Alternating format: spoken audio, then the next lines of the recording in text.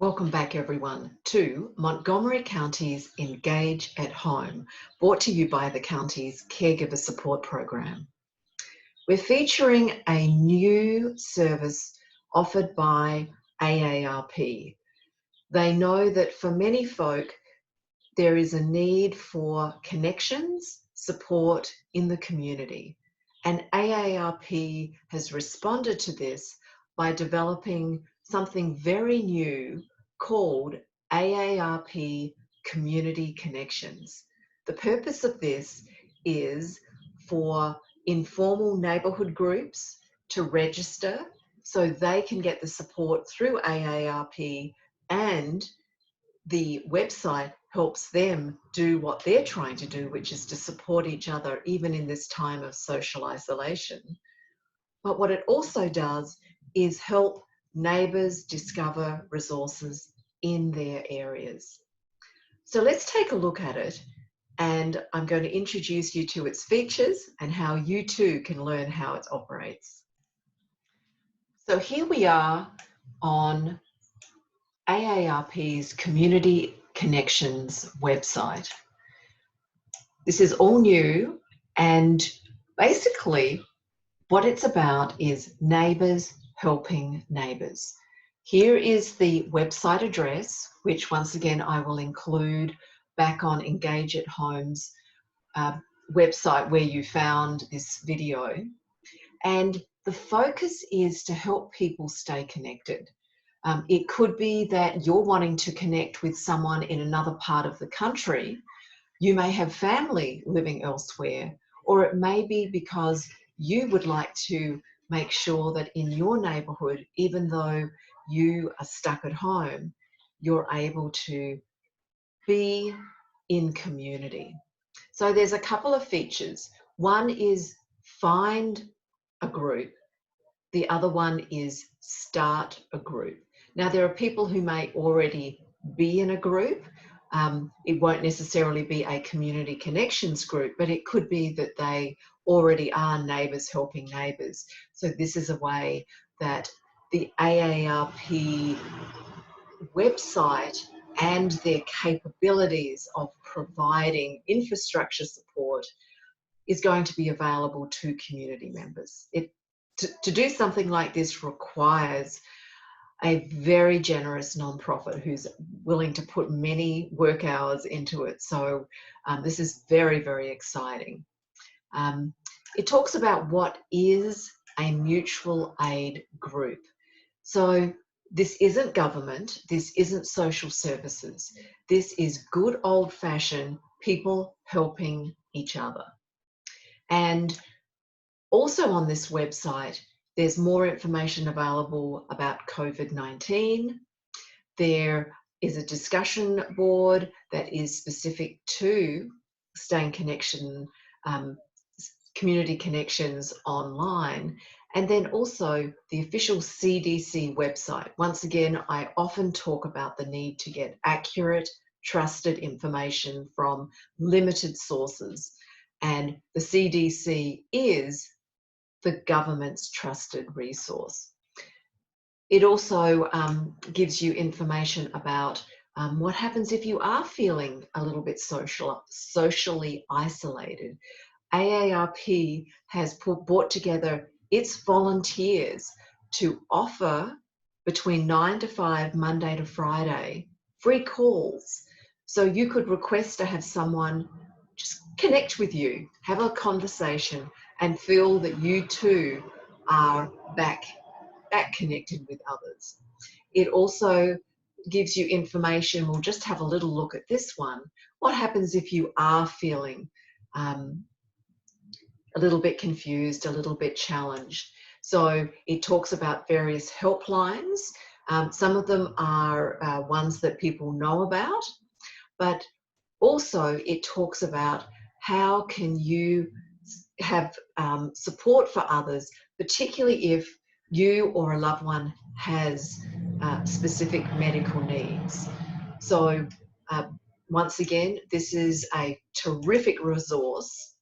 And then finally here, the need to be coordinated. Having these kind of networking circles does require some effort, and I want to congratulate AARP for putting in the effort to create this new Neighbours Helping Neighbours. So I've opened up a couple of links and done some search of what groups in Montgomery County, even with the last couple of weeks, have started to form and are available to provide connection with others.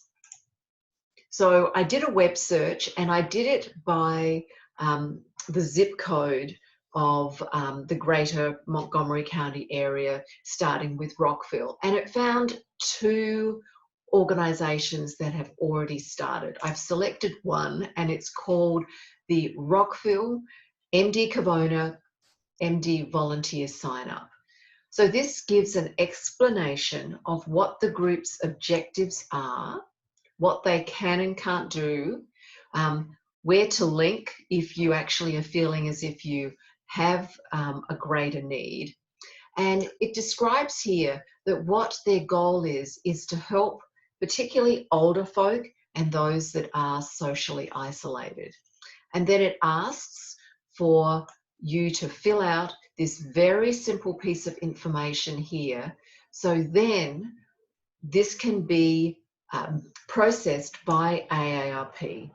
Now, once again, I want to remind people that there could be other networks that are out there that are asking you to engage on a similar level to what AARP is doing with this program.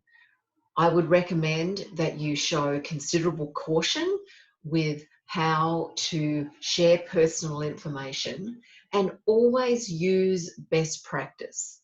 When you are becoming part of whether it's a formal or an informal community network, you've got to make sure that you show due diligence, but at the same time, you actually are available to support others and to receive support yourself.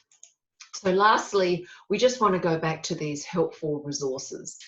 We'll look at the CDC website, and as I always say, trusted government resources. How to protect yourself. What do you do if you feel sick?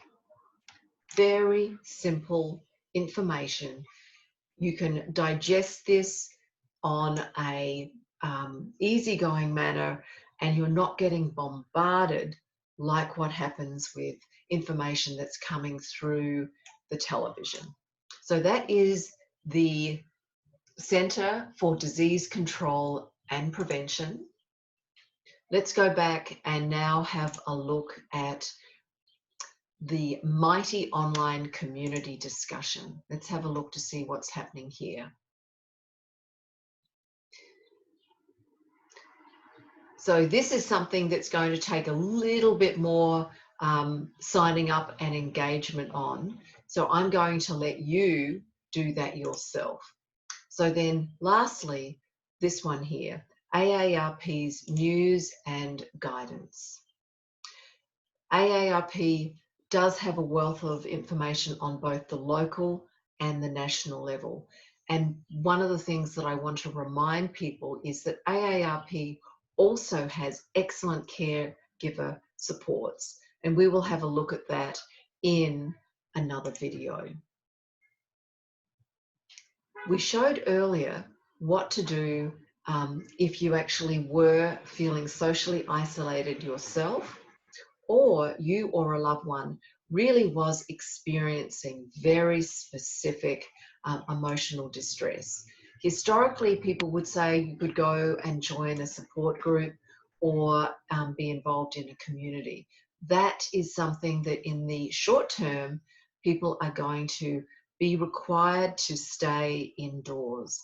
So as you can see on this website, there are a wealth of resources that allow you as a Montgomery County resident to stay in the comfort of your own home, but connect and receive support.